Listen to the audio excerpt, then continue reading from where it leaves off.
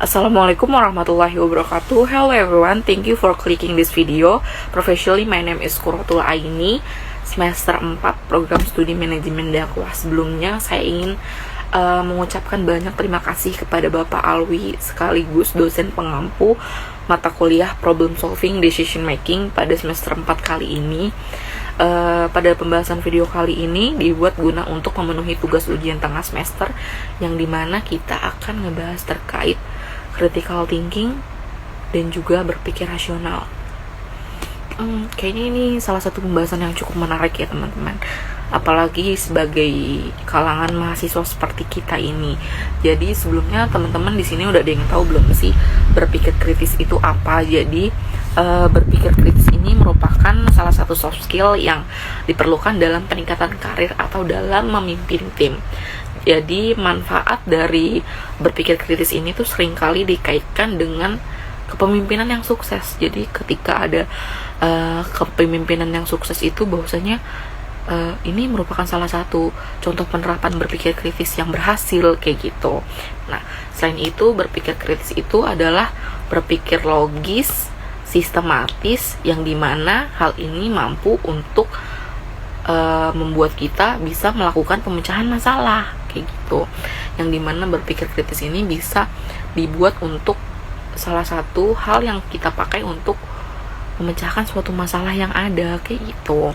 Nah, jadi di sini salah satu ilmuwan itu pernah mengatakan, salah satunya adalah Robert Ernest, yang menyimpulkan bahwa berpikir kritis adalah salah satu penalaran tentang keyakinan dan tindakan yang masuk akal, yang berfokus untuk memutuskan apa yang dipercaya atau dilakukan kayak gitu teman-teman. Nah, dengan kata lain, berpikir kritis ini merupakan kemampuan berpikir secara rasional, melihat permasalahan secara subjektif, secara hasil yang didapatkan itu tidak bias dan sesuai dengan fakta yang ada.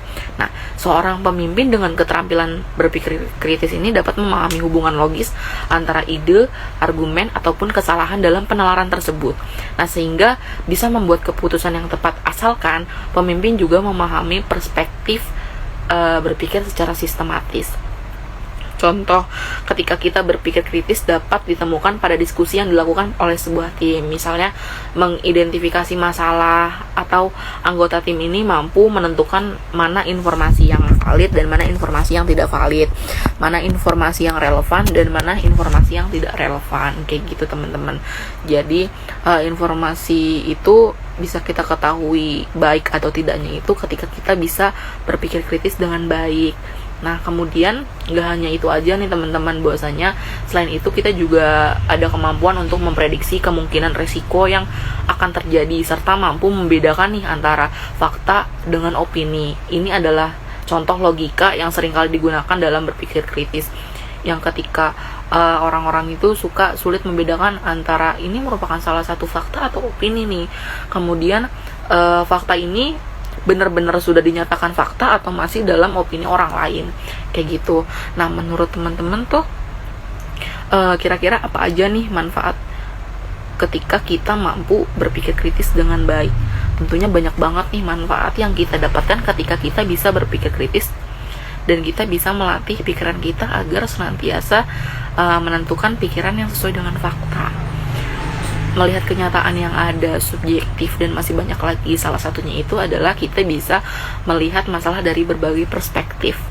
Nah, jadi dalam hal ini penting untuk memahami bahwasanya perbedaan permasalah dan persoalan. Dari sini kita akan memudahkan untuk kita bisa menghargai sudut pandang orang lain.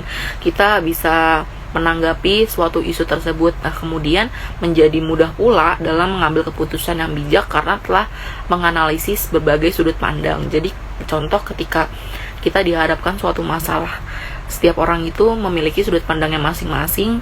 Jadi ketika kita berpikir kritis, kita bisa menilai bagaimana sudut pandang orang lain dan bagaimana sudut pandang kita, apakah itu termasuk subjektif atau tidak. Nah, yang selanjutnya, ketika kita berpikir kritis itu kita senantiasa dapat diandalkan.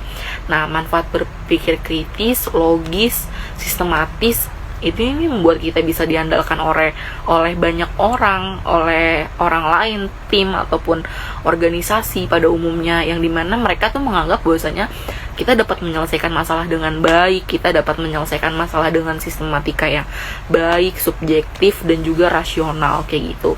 Nah, kita jadi memiliki kemampuan untuk mengajak anggota kita itu untuk bisa bekerja secara maksimal kayak gitu teman-teman. Nah, jadi jika kita adalah seorang pemimpin, tentunya penting untuk memberikan kursus online atau pelatihan bagi karyawan ataupun anggota tim untuk berpikir lebih kritis lagi, lebih objektif lagi. Nah, karena memiliki tim yang mampu berpikir kritis ini akan membuat kita ataupun tim-tim kita itu lebih efektif. Mengajari keterampilan orang lain juga akan membuat kita lebih kuat dalam keterampilan itu sendiri.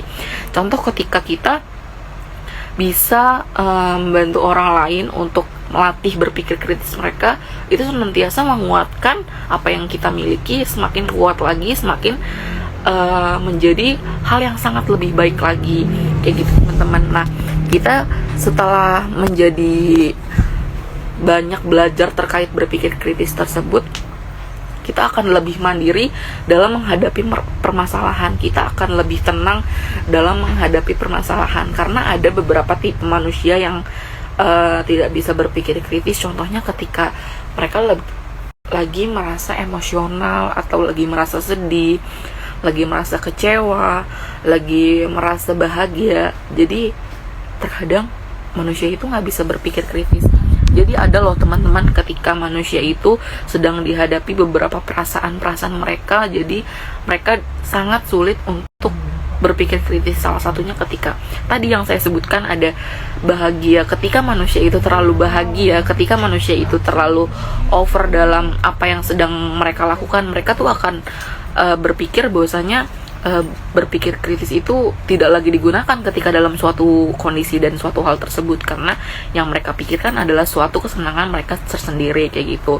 Bahkan ketika mereka kecewa ataupun mereka sedih, itu akan sangat sulit mereka untuk bisa menerapkan berpikir kritis atau critical thinking tersebut pada posisi yang sedang mereka rasakan kayak gitu teman-teman. Nah, kira-kira menurut teman-teman ini gimana sih cara melatih berpikir kritis ini? Gimana cara diri kita agar bisa kita melatih diri kita ini agar melatih critical thinking dan berpikir seimbang? Jadi jika kita underthink atau memikirkan hal-hal yang jelek pada diri kita, ini tuh hal ini bisa mencerminkan kemalasan ataupun kesombongan yang dapat menyebabkan fokus buruk. Sementara itu apabila kita overthink, hal ini justru akan mencerminkan kehati-hatian dan keraguan yang lebih, yang bisa saja mengarahkan pada penilaian ataupun ketakutan. Jadi gini teman-teman, ketika kita dihadapi oleh overthinking, ketika kita dihadapi oleh banyaknya permasalahan yang belum terjadi, itu akan membuat kita senantiasa berpikir, sebenarnya apa sih yang membuat saya ini cenderung takut, yang membuat saya ini cenderung malas melakukan hal-hal baru kayak gitu. Itu melatih kita untuk berpikir gimana caranya dengan memikirkan konsekuensi yang ada, memikirkan hal apa yang akan terjadi nantinya, memikirkan apa yang akan terjadi ketika kita tidak mau bergerak sama sekali. Nah, balik lagi pada pembahasan kita tadi, bahwasanya bagaimana kita bisa mengembangkan berpikir kritis. Nah, kita itu harus mengembangkan kemampuan yang kita miliki untuk bisa memahami hubungan atau relevansi dalam suatu masalah yang ada. Mulai latih diri kita untuk mengembangkan rasa membandingkan yang baik dalam mengevaluasi situasi, baik secara teoritis maupun praktis. Dengan demikian, kita bisa lebih memahami lebih baik dengan mendengarkan bukan hanya secara konteks teman-teman. Nah, yang dimana dibicarakan saja, tapi juga tapi juga kita bisa melakukan pendekatan-pendekatan yang lain untuk mengetahui dan membandingkan situasi tersebut. Jadi kita tidak hanya dengar dari katanya begini, katanya begini. Jadi kita nggak bisa mendengarkan katanya saja. Kita harus bisa tahu teoritis tersebut. Kita harus tahu latar belakang kenapa hal itu bisa terjadi. Nah, selanjutnya seseorang yang berpikir kritis itu adalah pemikir yang sadar akan kemampuan diri sendiri. Orang-orang yang berpikir kritis terus melatih untuk mengendalikan dirinya sendiri dan tentunya orang-orang lain, mengekspresikan empati dan kepercayaan pada orang lain yang menjadi cara yang bagus untuk dilakukan agar bisa memahami orang lain dengan lebih baik lagi. Ketika orang itu bisa memahami diri sendiri, maka mereka akan lebih mudah untuk memahami sudut pandang orang lain. Nah, selanjutnya itu kita bisa berfokus pada tujuan dan hasil, melatih diri kita agar terus berfokus pada hal-hal yang ingin kita capai. Kita sebisa mungkin untuk mencari cara agar diri kita tetap pada ranah yang baik dan juga dengan cara yang baik. Gimana caranya? Ketika kita bisa menerapkan critical thinking kita untuk mencapai tujuan dan hasil kita ataupun plan ataupun goals yang sudah kita buat, teman-teman. Nah, selanjutnya berpikir kritis pada lingkup mahasiswa itu seringkali dilatih dengan adanya cara menganalisis suatu masalah, cara memecahkan suatu masalah, yang dimana hal itu sering terjadi pada lingkup mahasiswa. Oh ya guys, I want to tell you something that dengan kemampuan berpikir secara kritis menuntut kita ini untuk menganalisis dan mengumpulkan informasi yang merupakan kebutuhan untuk setiap keputusan, seperti adanya merumuskan konsep untuk setiap keputusan yang ada, terus ada juga memikirkan berbagai pemecahan masalah. Nah, hal tersebut dapat mempengaruhi lingkungan kerja, seperti adanya memudahkan menyelesaikan masalah, mengetahui kemampuan diri kita sendiri, open-minded, dan dapat berkomunikasi dengan baik oleh sesama.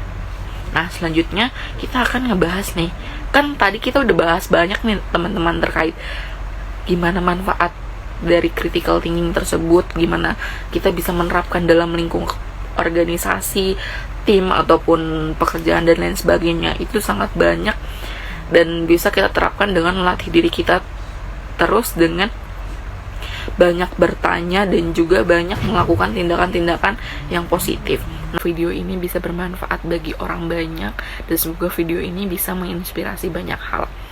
Sebelumnya saya mengucapkan mohon maaf terkait adanya mungkin beberapa kesalahan kata dalam penyampaian video ini.